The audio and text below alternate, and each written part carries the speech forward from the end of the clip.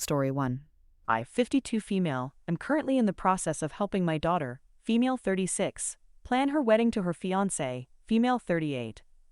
We are currently in the process of planning out the guest list. I'm paying for half of the wedding, so I think it's only fair that I have some input into who gets invited. We were talking about who to invite, and I mentioned my siblings, male 46, female 54, female 49, female 48, and female 50. She mentioned inviting my sisters, since they live on the same side of the country as us.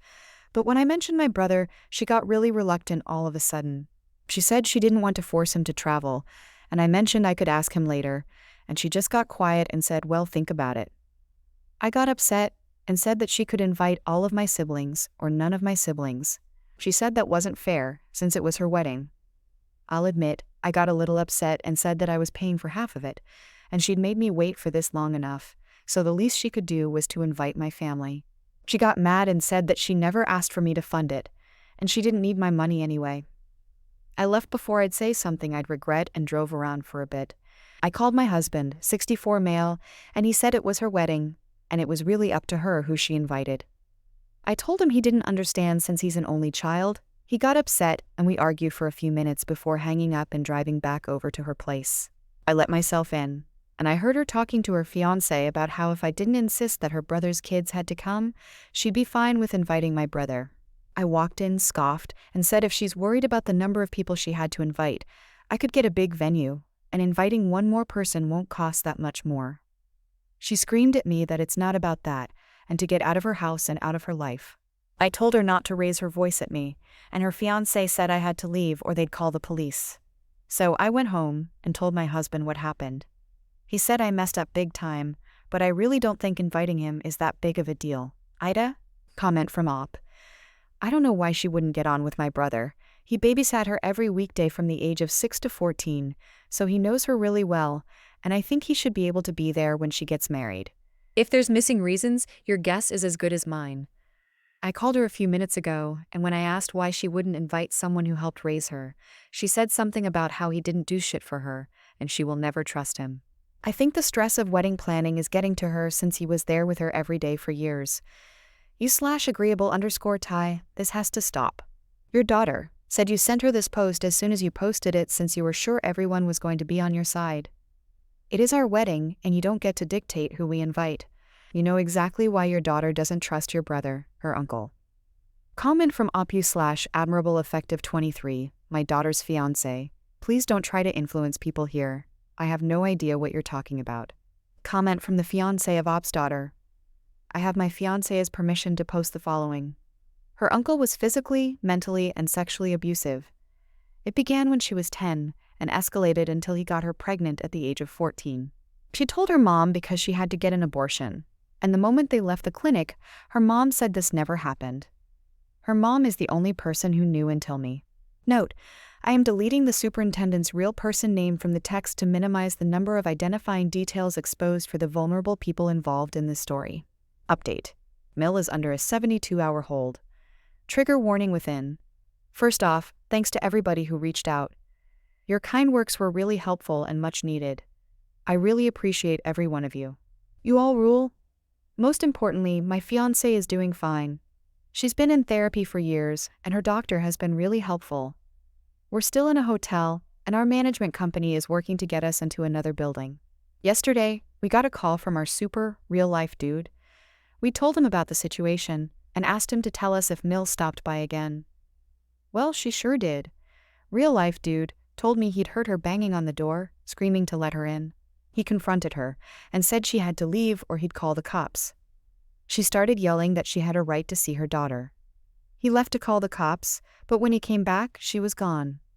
However, she left him something to remember her by. She took a dump on our welcome mat. We were shocked, but we checked our Ring camera, and it was all there. It'd be almost funny if it wasn't so fucked up. We later got a call from Bill saying Mill was in a 72-hour psychiatric hold. She apparently went to a convenience store and ended up knocking over some displays and threatening suicide multiple times. The cops were called, no charges were filed, but she was placed into a 72-hour hold. So that's where we are. We're going to be using this time to move all of our stuff to a storage unit while we look for a new apartment, so there's no chance she can find us at our current place. I still don't know what the future looks like, but it's better than what it was before. Note: I've added this section to my original post. The fiancé that adds context to why Op may have suffered such an intense mental health crisis. There is likely repressed trauma involved, because Op had been forced to marry her 27-year-old youth pastor who impregnated her when she was 15. Update: finally going no contact with future Mill. My relationship with my Mill finally came to a head today. My fiancé was raised by a sexist, religious family. Mill was a teen mom who was groomed by her youth group leader, and her parents forced her to marry him. My fiancé's uncle was a sexual, physical, and emotionally abusive monster. It began when she was 10 and escalated until he got her pregnant at the age of 14. She told her mom because she had to get an abortion, and the moment they left the clinic, her mom said this never happened. Her mom is the only person who knew until me.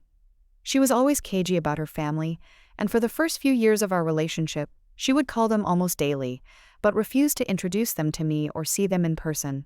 She didn't tell me until her brother's wife got pregnant. She broke down crying, saying she needed to protect his kids from her uncle. That night it all came out. I was so angry. She reluctantly started visiting her parents after the kids were born because she wanted to make sure she could protect them from Mill as well. Thankfully, her uncle moved across the country a few years ago, and he's never met the kids. We recently got engaged, and we were planning our wedding. Mill found out and said she was paying for half and started talking about the guest list. She insisted on inviting my fiancé's uncle, and they got into a huge argument where Mill started pulling plates out of our cabinet and dropping them, and we had to physically push her out of the apartment and lock the door. She banged on the door for a few minutes before storming off. Later, my fiancé started talking about how she could maybe appease her mom if she could invite her uncle but not her brother's kids. Her mom found a spare key and unlocked the door and waltzed in like nothing had happened. She pretended like she didn't see the issue and started complaining that we could just get a bigger venue so we could invite everyone. It escalated, and I had to threaten to call the cops to get her to leave. Mill then made an Ida post and was willfully obtuse to everyone who clearly picked up on what was wrong. Mill sent my fiancé the post because she thought people would be on her side. My fiancé was furious and told me this was it. She was going NC with her, and I could tell people in the thread what happened. So that's it. She's blocked on all our phones, and she's finally going to tell her brother what happened. A whole can of worms has been opened, but a weight has been lifted as well. Story 2. My wife is dead, and this is the best Christmas present I could have gotten. At the beginning of 2022, I caught my wife having an affair with one of her exes. Our marriage wasn't perfect. I was not the perfect husband, I will admit. But I did my best. I put effort into the entire 5 years we were together. I put my all into the relationship. Her, I could not say the same. I was forced to confront the reality of who she truly was shortly after I caught her. She illegally evicted me from our shared home, lied to the police to try and get me arrested, tried to get me fired from my job, and tried to turn all of my friends against me. Some of these succeeded, while others did not. She has made my life a living hell since the day I asked her for the divorce and has planted her heels into the ground over our separation to try and drain all my finances and emotional strength from me. The only upside is we had no kids for her to use as weapons, but I soon found out that her policy of strict birth control with me did not extend to her suitor as he got her pregnant 5 months ago. I thought maybe this would help speed along the divorce, but it only rallied her in her efforts to destroy me. On Christmas Eve, my wife and her suitor went to a party where both of them got drunk. I find this fact terrible as all her friends knew she was pregnant as well. Her suitor drove them home, a mistake that would cost them both their lives. In the state I live in, our divorce is now considered to never have even started. I will be able to claim her life insurance policy for myself and move back into my home. Her parents called me up to strut yesterday, acting as if the last year had never happened, and offered their full support to my funeral preparations for her. My confusion here was beyond belief, but the apple does not fall far from the tree when it comes to my wife. I told them if they want a funeral, it was coming out of their pockets. I will pay for her to be cremated and deliver her ashes to them in the cheapest urn offered if they desire. They called me horribly and tried to guilt me about her life insurance. But after only 4 minutes on the phone with them, I hung up and blocked every one of her family's numbers. I'm going to be taking a few extra days off work to move back into my house over the next week. I've already made arrangements to have her stuff hauled off, so my home will be an empty canvas to start my life anew. I don't know if there is a God or if this was just karma, but I truly believe now that I have come out on the other side of the storm. Ops comments, judge me how you will. I will not argue with how my actions influence others' opinions about me. I just know that if the situation was reversed, my wife would be shopping around for a sports car with the life insurance money she collected on me. You're right. I don't like them, but they do deserve her things if they want them. I'll unblock her mom and offer to make arrangements to deliver her stuff wherever she wants. If she wants it all or only certain things, I'll eat the cost and deliver it to her. I'm already paying to have it hauled and trashed, so no point in caring where it goes. I cut those people out of my life when they turned on me due to false accusations that I had video evidence to prove wrong. If her lies being exposed in 4,000 are not enough to convince them, they are nothing more than anchors to be released in the sea. I will be installing cameras at the house tomorrow. The locks have already been repinned. My divorce lawyer has already given me recommendations, and I am meeting with an attorney on Wednesday. Update. I have decided to elaborate on a few common threads I see in this post here, as responding to all the comments would be too much. Firstly, some are judging me for the way I am reacting to the death of 3 people. You're right, it is not normal nor is it healthy. I feel no emotions toward my ex at this moment. All my hatred, resentment, and regret evaporated when I learned of her death. I feel nothing but relief right now. This void has slowly consumed me over the past few days. I feel numb, like I'm dreaming. Like what happened is not real. This woman made my life a living hell for over a year. She set out to destroy me, and would not stop until she did.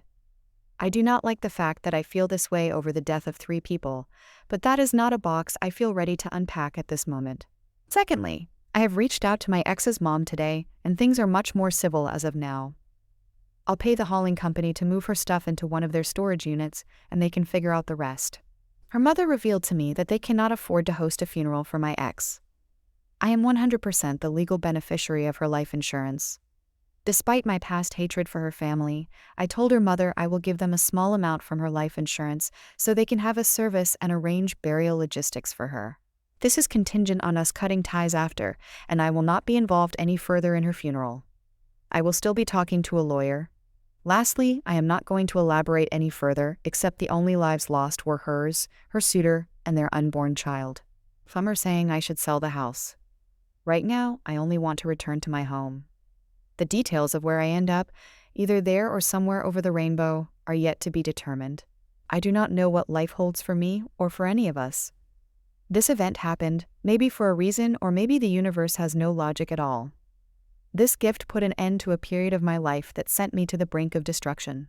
It's morbid to think that the death of 3 people was what pulled me to the other side alive. It's interesting how quick it can all change or end. If you've made it to this point, you're a beast.